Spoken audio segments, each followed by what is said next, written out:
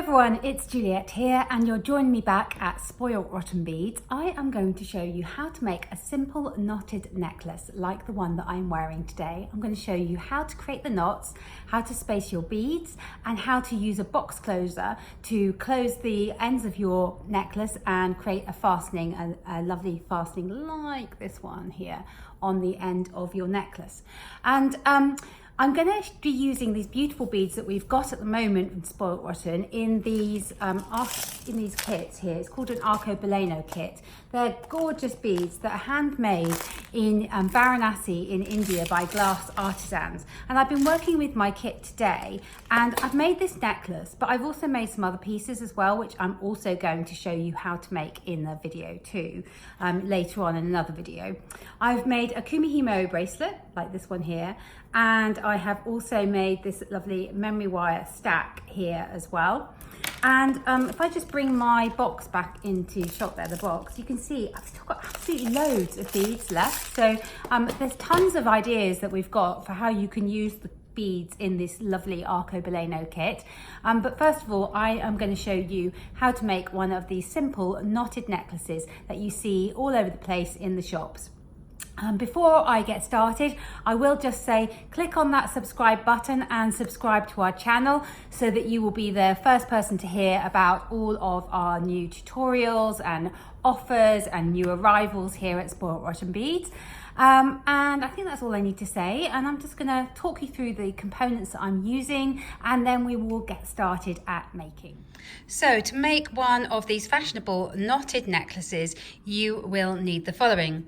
You'll need some Superlon bead cord, and it's a good idea to choose a colour of cord that will match the beads that you're using. I'm going to be using these lovely soft pinks and greys today, so I'm going to use this nice magenta pink that will really pop. You'll also need some fray block. Fray block will make your life so easy when it comes to threading on your beads, so I really would recommend that you grab yourself some fray block. You'll need some beads, and I'm using these seed beads here and these pressed glass beads here that have come in my Arcobaleno kit. You'll need some metal beads if you would like to add some little metal beads in every once in a while to your piece, and I'm using these little cubes here.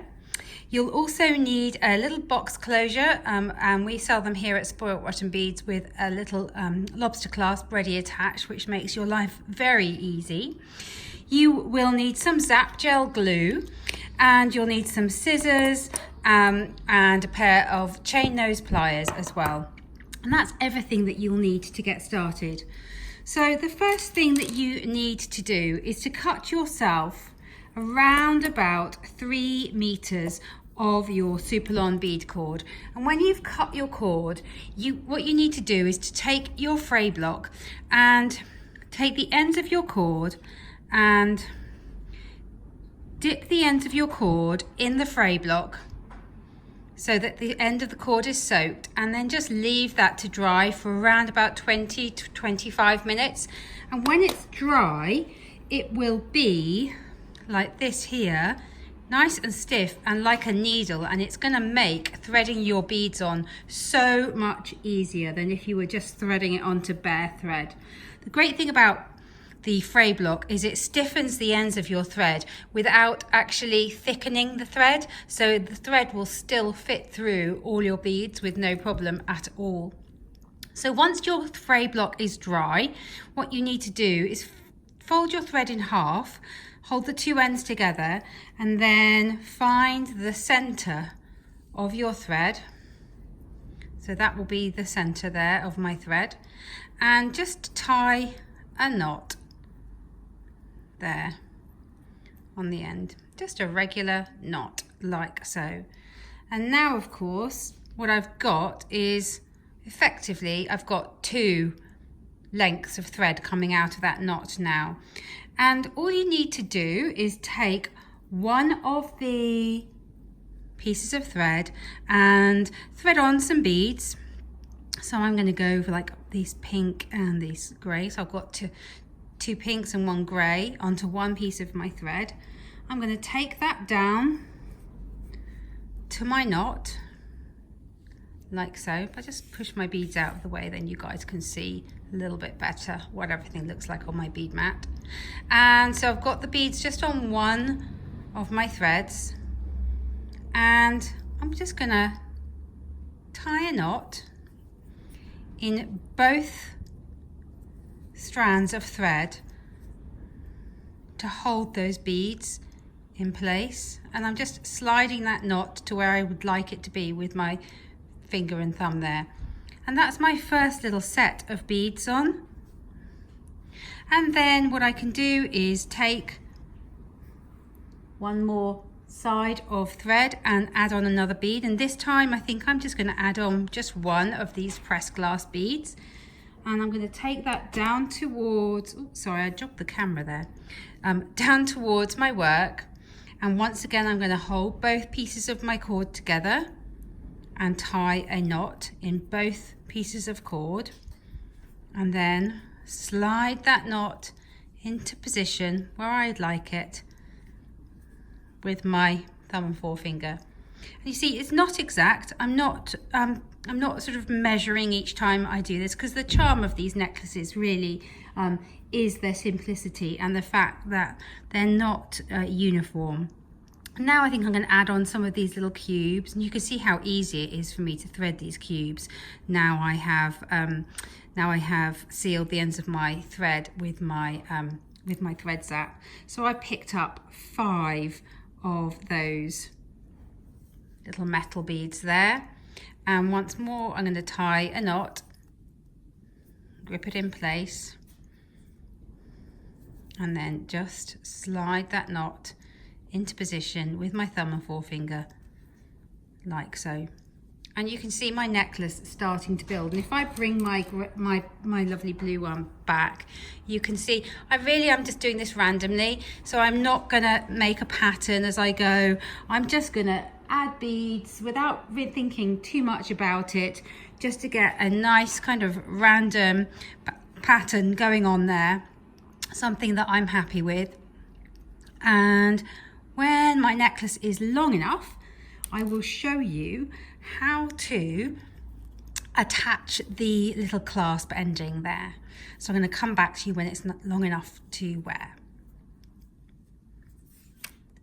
So when you've finished adding your beads, and I recommend that you make your necklace around about 24 inches long so that it sort of hits mid-chest. Any longer and it sort of tends to fall into your cleavage and get lost, and then you kind of have to make it really quite long in order for it to sit properly. 24 inches seems to be a really good length. Once you've finished adding your beads, you're then ready to add your little clasp onto the end of your necklace.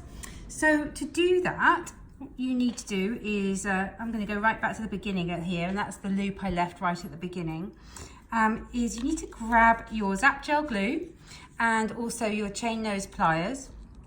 And what I'm going to do is pop a little dab of my Zap Gel Glue onto my knot there. You don't need much, just a little bit, just to help these box closures on their way.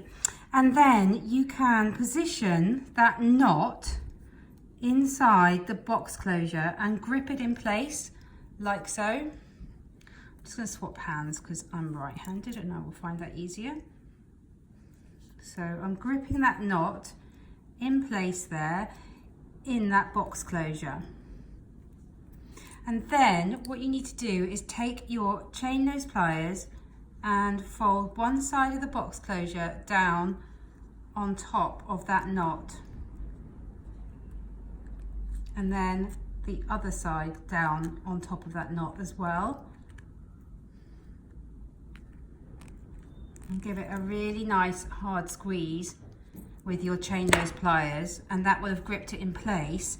And then what you can do is either use your scissors or your cutters to trim off the tails of your thread. So that's one side. I'll repeat that now for the other side.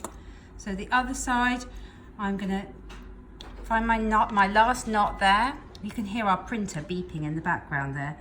I'm gonna add a little dab of glue to that knot and position that knot inside that box closure like so. Take my chain those pliers and fold one side over and then the other side over and give it a really nice hard squeeze, and that will be nice and gripped in place now, and I can use my cutters or my scissors to trim off those tails of thread. And there is my lovely knotted necklace. I'll bring my blue one back into shot so you can see that as well. They look really pretty layered up as well, actually. You could layer them. So this just shows you that basic knotting technique, and then also how to attach your clasp to your necklace to use these little box closures, which are so useful. So that's a really nice technique to learn. I hope you have enjoyed watching this video tutorial. Please do subscribe to our channel so that you can be the first to hear about our latest videos and our offers and our new arrivals here at Spoiled Rotten Beads. And thank you very much for watching. Bye bye.